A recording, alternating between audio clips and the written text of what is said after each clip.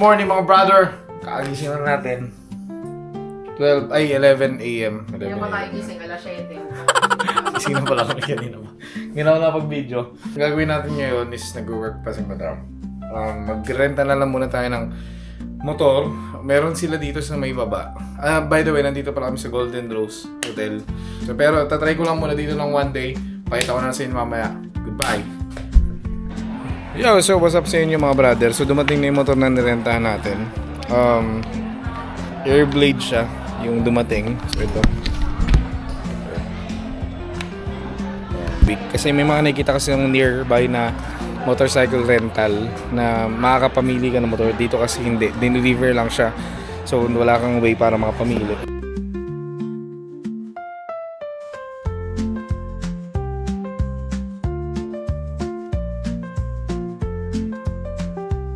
Ito yung parking nila sa ilalim.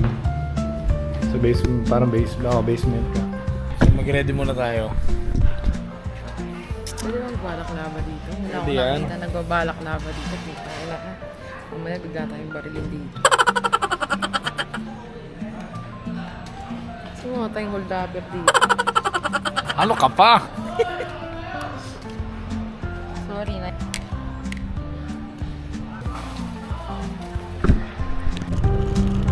So yun agad yung beef.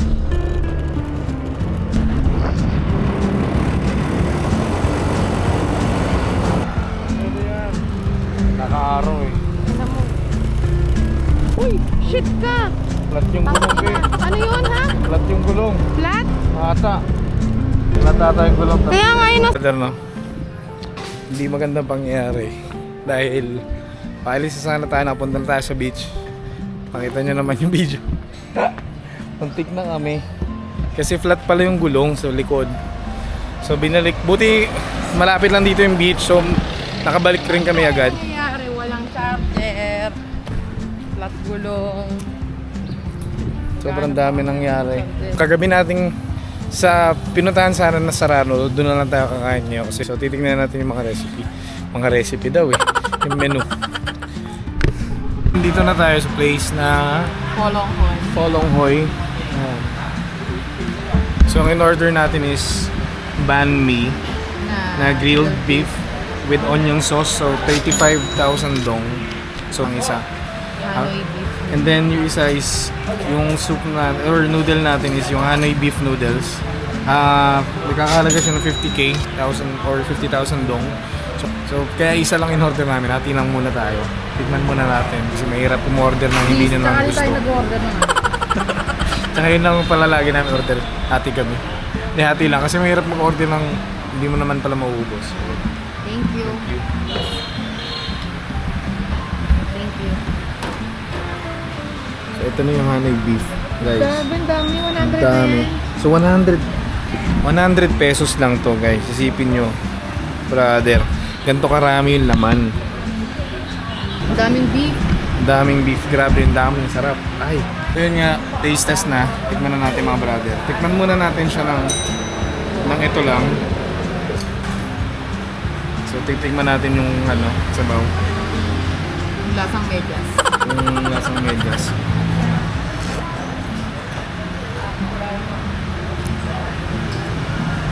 Hindi mo hinalo, ayun lang yung oras. Malinamnam siya. Lagyan natin manghang. Bali mo kayanin. Bago, ang ikinki. Ano yan?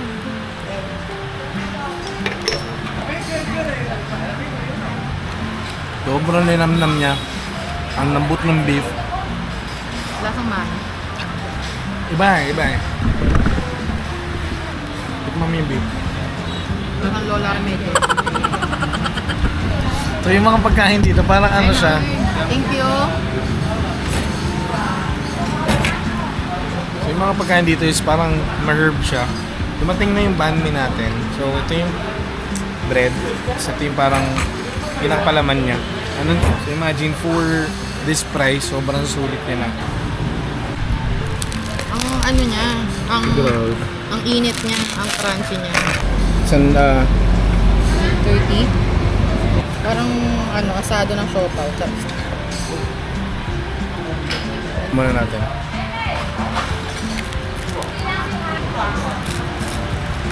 Kasi ito lagi.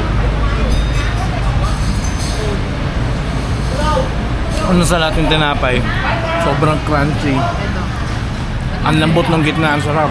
Ang sarap rin ng ano, beef. Slow braised Ang something. lambot. onion. Hindi sa matamis. Diba? Ang sarap ng tinapay. Yung tinapay yung umangat sa akin. Doon masarap yung ano. Pero yung tinapay, di ko expected na malambot siya.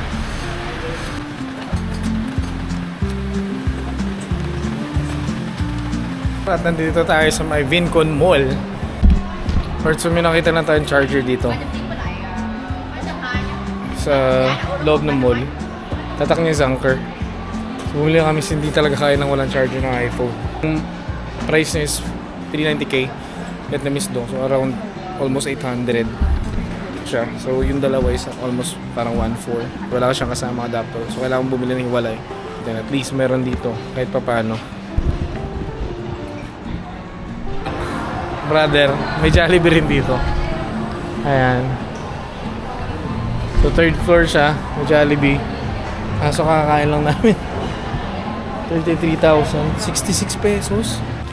Mga brother, di ko alam kung okay lang ba ako na namumurahan ako sa pagkain dito. Pero kasi, look.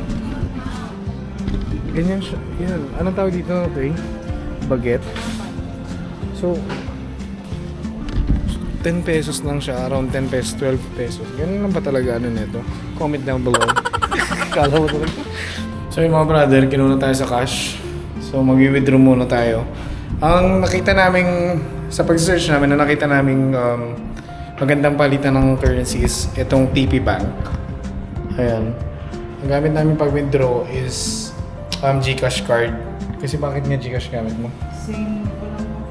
Walang fees pag GCash card yung gamit mo. Bago kami makapunta dito, napansin ko lang dito sa Vietnam, mga brother, reckless yung pagdadrive nila. As in, parang hindi sila katulad sa atin na bigayan, tanguan, tumangulang, kilala mo. Dito hindi talaga. As in, magugulat kami magkakat sa'yo kahit na alam naman nilang paliko ka, ikakat ka pa rin. Ganun yung ano dito, sistema. So, kadalasan, bihira lang yung ano eh, parang main road lang yung may stoplight. Kadalasan, kahit malaki yung road, walang stoplight. So, tinginan, kailangan mo talaga maging maingat. Kailan naman, sa mga may plano dito magrenta ng motor, ayun, ingat-ingat lang. So, yan na. So, let's go. Punta na tayo sa may Han Market. Punta tayo, papakita ko sa inyo anong may kita sa Han Market. So, dito na tayo sa Han Market. Para siyang Pasig Palengke. Pati amoy na ba? So, puro pasalubong siya. Ayan o. Diba? Alright.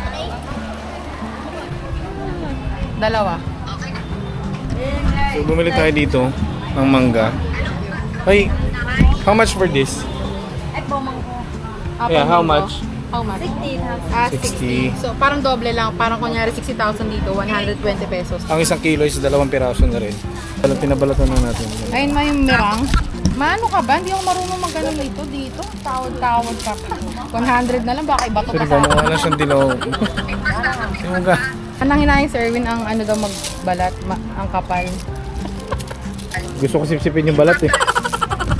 Binalatan lang nga yun. Titikman natin. Tikman natin gay. Ano ko sa lasa, kung anong lasa. Ayan, so ito na yung mangga. Ayan. Akala ko napaka-asim niya kasi dilaw pa siya. Akala ko maasim, sobrang tamis na. Tamis? Tamis, ang sarap, promise. Subukan nyo to. 100 pesos lang, so 50 Vietnamese dong. Ang isang kilo, sa isang kilo 2 piraso. So sobrang sulit. Ang ganda sana nito kung may bagoong dito sa daan eh. May kapihan dito. Pakahila naman to. Bakla ba ako? Ang dami mo makikita ito. Banh mi.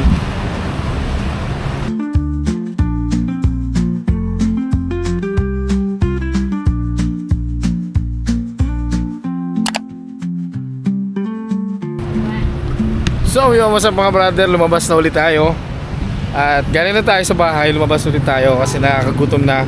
Time check is 7 p.m. So, nandito tayo sa Sontra Night Market. So, ito yung mga nakikita ko sa mga videos na mga kainan na yun, yung mababa. Ayan.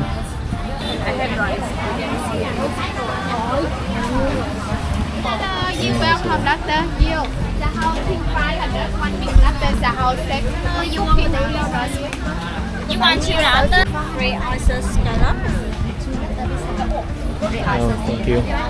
Ang hirap tumanggi. Nakakaya tumanggi. Hello. You eat seafood lobster? I have combo founded to lobster and I give more seafood free for you. You can take it on everything. So, may nakita tayo dito. Astring roll. How much? How about chicken? So yun, ang daming lumalapit sa'yo. I'm sorry. It's BBQ.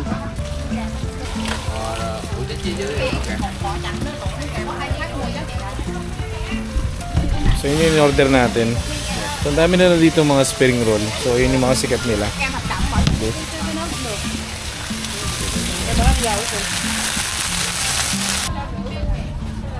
Thank you.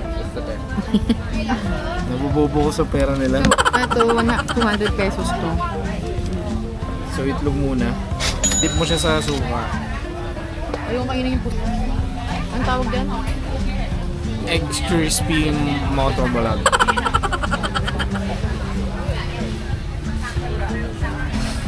Mga brother, hindi mo talaga pwedeng i-judge yung pagkain. Sarap. Mukha siyang walang lasa. Pero nung sinausaw ko siya sa suka, ang sarap ng suka. Kahit na itlog lang kinain ko, ang sarap ng suka. Sobrang compliment siya sa...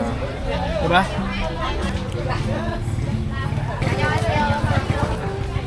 Sarap talaga. Yung suka niya siguro 10 out of 10 yung suka para sa akin. Sarap talaga. Ito ba yan? Ito na to.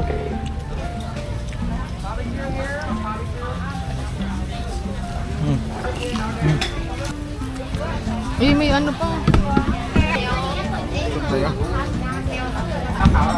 So meron tayo na stapan dito. Potato. 50,000 dong. Gusto kong tikman to kaso nakakatakot be. 120 pesos lang siya. Ang laki niya. Pugita eh. Ano yan ganun? Kaya order tayo ng panulak, mango smoothie. Yung sobrang mura na ng mga ano nila, ng mga juice nila, mga shake eh, no?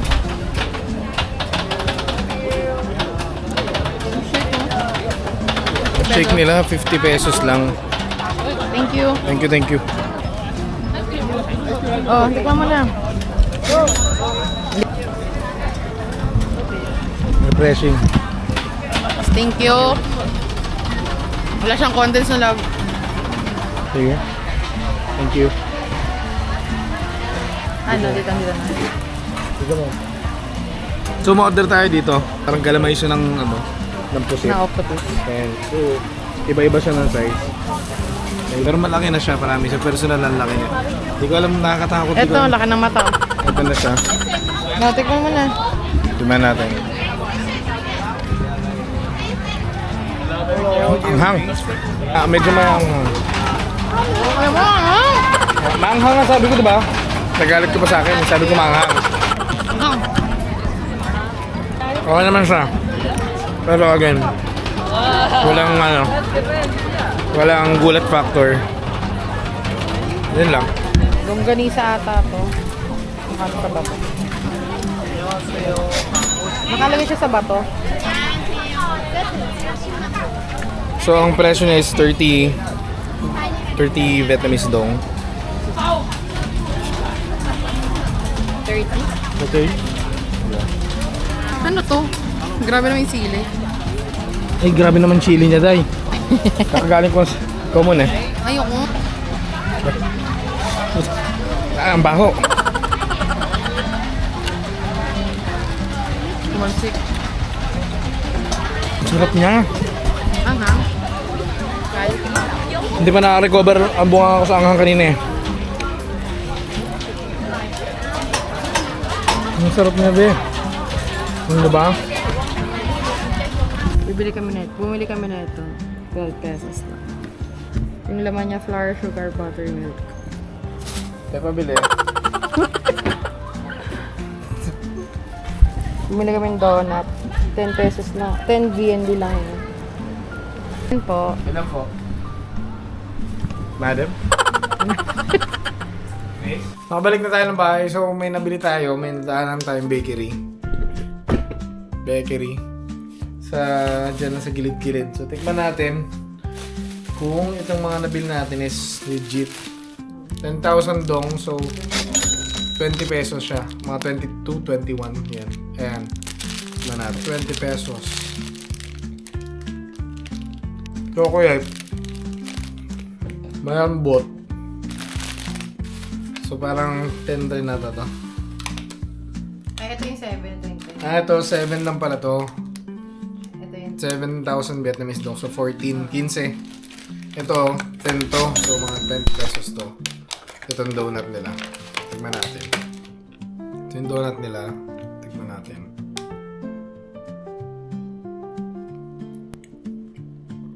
Kung ano yung presyo niya yung lasa niya. Ito, 6,000 dong. So, parang 14. milk, flour, sugar, Pero may pandan siya. amoy pandan. So, 6,000 to. So, mga 13 pesos lang siya. Ayan, ganyan siya kalambot. Para siyang siopaw. Yan. Mainit yung siya. Mainit. Oo, kanina, di ba? Matitipan mo. Yun yung gusto ni Aina na may laman. Ang sarap, ang sarap. Sobrang lambot, no? Para sa akin, masarap. Kahit wala siyang palamam. Ang sarap, sobrang malinamnam. Alright, so yun lang naman yung mga nabili natin. Napuntahan natin today. Nakain natin. Medyo chill lang tayo today. Kasi 1 week pa tayo dito. Unang araw pa lang naman natin. Kanina. Pero sa mga susunod na araw, puro food trip pa rin tayo. Kain. Alis-alis motor. Kung saan tayo mapadpad. Then looking forward tayo sa Bana Hills. Let's go! So see you in the next vlog. Goodbye!